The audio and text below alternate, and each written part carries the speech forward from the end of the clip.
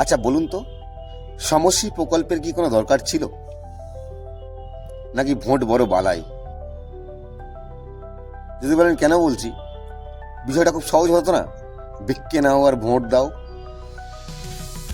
আজকের গল্পটা দুরকম পর্যায়ে, সরকারের আর ডিজিটাল ভিখারিদের জন্য। ডিজিটাল ভিখারি কেন বলছি? একজন মানুষ, গরিব অসহায় মানুষ, রাস্তায় হাত পেতে মানুষের কাছে ভিক্ষে চায় যে আমায় সাহায্য করো। আর আমরা আমাদের কর্মক্ষমতা থাকা সত্ত্বেও, আমরা ইয়ং থাকা সত্ত্বেও আমরা দু হাত ভরে ভিক্ষে নিচ্ছি। কারণ কি? আমরা কাজ পাচ্ছি না, কাজ নেই তো। আপনি যে ভিক্ষা নিচ্ছেন, আপনি জানেন এটা যে সমষ্টির ফর্ম ফিল আপ করেছি, ভিক্ষা পাবো, প্রতি মাসে 5,000 টাকা ভিক্ষা আমার অ্যাকাউন্টে আসবে। সরকার কিন্তু এটা বুঝে নিয়েছে যে বেশি মাইনে দিয়ে সরকারি কর্মচারী রাখার থেকে, বা মানুষজনকে কাজ যদি দিতে হয় তো একটা ভালো অ্যামাউন্ট মাইনে তো দিতে হবে। তো সেটা না দিয়ে যদি তাদেরকে ভিক্ষা ভিত্তিতে মানে রাখা যায় আর কি, যা বলছে আপনি বুঝতে পেরেছেন, তাহলে বোধহয় অনেক বেশি সুবিধা হবে ভোট পাওয়ার ক্ষেত্রে। যে আমি তোকে তো ভিক্ষে দিয়েছি, তুই আমাকে ভোটটা অবশ্যই দে। সরকার না বর্তমানে বুঝে নিয়েছে যে সত্যি সত্যি একটা ভালো মাইনে দিয়ে কর্মচারী রাখার থেকে ভিক্ষুক রাখাই ভালো। অ্যাকচুয়ালি আমরা তো নিজেরা এগুলো বুঝি না, কিন্তু আমি বলবো আপনি এই প্রতি মাসে 5,000 টাকার ভিক্ষার জন্য অ্যাপ্লাই না করে আপনি 5,000 টাকা মাইনের কোনো কাজ করুন, কষ্ট করুন, আপনার কর্মক্ষমতা বজায় থাকবে। কারণ দেখুন, বর্তমান পরিস্থিতি অনুযায়ী এই এত প্রকল্প, শুধু ভাতার প্রকল্প, সরকারের কিন্তু একটা সহজ চিন্তা ভাবনা, যেটা আপনারা বুঝতে পারছেন না হয়তো। সরকারের প্রকল্প কি? সমষ্টিতে প্রতি মাসে আপনি কিছু কাজ করছেন না, কোনো কাজ করছেন না, প্রতি মাসে 5,000 টাকা পাচ্ছেন। বাড়ির মহিলারা কোনো কিছু করছে না, কোনো কাজ করছে না, প্রতি মাসে 1,000 টাকা পাচ্ছে। আমার দেখা এমন মহিলাও আছে যিনি মাসে 40,000 টাকার উপরেও ইনকাম করেন। হ্যাঁ, তিনি লাইনে দাঁড়িয়ে ফর্ম ফিল আপ করে 1,000 টাকা প্রতি মাসে ভিক্ষা নিচ্ছেন। আর সরকার এখন রাস্তার পাশাপাশি মা ক্যান্টিন খুলে দিয়েছে। এখন হয়তো 40, 50, 100 জনের রান্না হয়।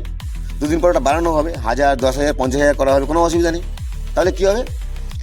আপনার বাজেট নির্ধারণ হয়ে গেল এখানে।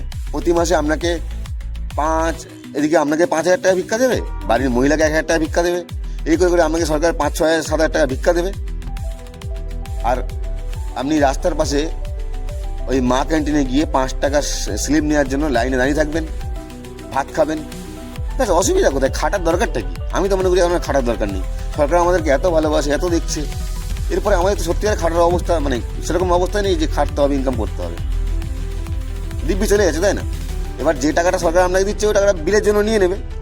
গ্যাসের বিল আছে, আপনার ইলেকট্রিক বিল আছে, মোবাইল বিল আছে, যত রকম বিল আছে, টিভি রিচার্জের জন্য বিল, যত রকম বিল আছে, সরকার যে টাকাটা দিচ্ছে প্রতি মাসে আপনাকে ভিক্ষা, ওই ভিক্ষের টাকাটা শুধু বিলের জন্য সরকার নিয়ে নেবে। আর আপনার খাওয়ার জন্য মা ক্যান্টিনের ব্যবস্থা করে দেওয়া হচ্ছে। তাহলে জীবনের জন্য কোনো কারো চিন্তা করতেই হবে না আর কখনো। সমষ্টি প্রকল্প মানে কি বলবো, মানে একদম সময় আছে। সরকার চাইছে সবাইকে হাত পাততে শেখাতে, ভিক্ষে করুক সবাই। আর আপনি কি করছেন? এর ফলে আপনার ভবিষ্যৎটাই বন্ধক রাখছেন তার কাছে। ভোটের জন্য ভাতা, এর জন্য ভবিষ্যৎ শেষ যুব সমাজের। সমষ্টি প্রকল্প যদি বলেন, দুটো কথা বলি, একটা হচ্ছে সাহায্য না কর্মক্ষমতার ধ্বংস। কাজ চাইলে চুপ করো, ভাতা নাও, আমাদেরকে ভোট দাও। সরকার কি, আপনার কি মনে হচ্ছে না যে সরকার এইভাবে বেকারত্বকে ঢাকার চেষ্টা করছে?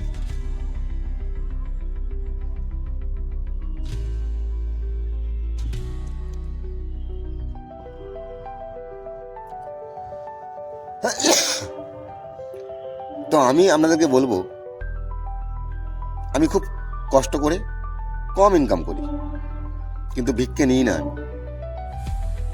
সহসা এবার থেকে বলুন যে আমরা ভিক্ষে চাই না, আমরা চাকরি চাই, আমরা শিল্প চাই, আমরা আমাদের ভবিষ্যৎ চাই।